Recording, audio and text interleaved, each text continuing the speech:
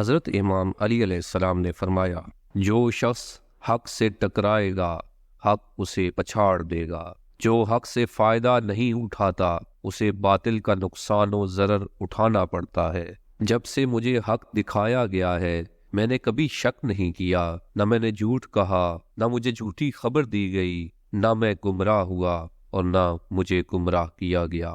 حق سے اس طرح نہ بھڑک اٹھو جس طرح صحیح و سالم صحت مند انسان خارش زدہ سے یا تندرست بیمار سے۔ جو حق بات پر عمل کرتا ہے وہ فائدہ اٹھاتا ہے، جو حق سے منہ موڑ لیتا ہے وہ اچھائی کو برائی اور برائی کو اچھائی سمجھنے لگتا ہے۔ جو حق پر عمل کرتا ہے وہ آخرت کے فائدے اور حقیقی کامیابی حاصل کرتا ہے۔ جہاں حق ہو سختیوں میں پھاند کر اس تک پہنچ جاؤ۔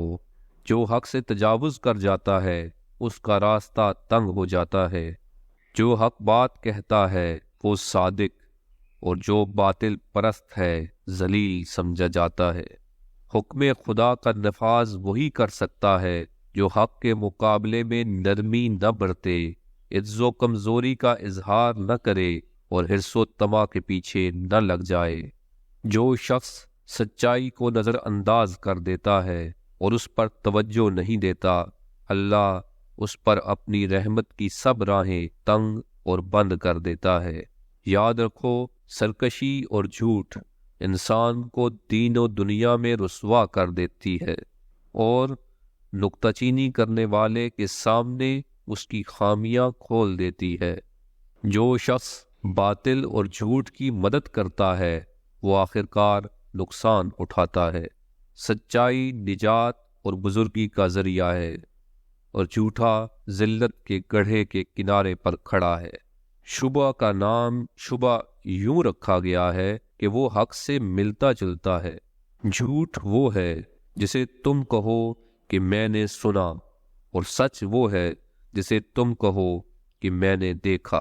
بہت سے لوگ ایسے ہیں جو حق سمجھتے ہیں مگر مانتے نہیں، اور بہت سے لوگ ایسے ہیں جو علم رکھتے ہیں مگر اس کے مطابق عمل نہیں کرتے۔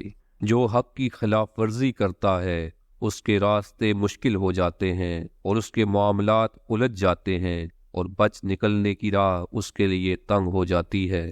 جس شخص کو حق نجات نہیں بخشتا اسے باطل ہلاک کر دیتا ہے، اور جس کو علم ہدایت نہیں کرتا جہل اسے گمراہ کر دیتا ہے۔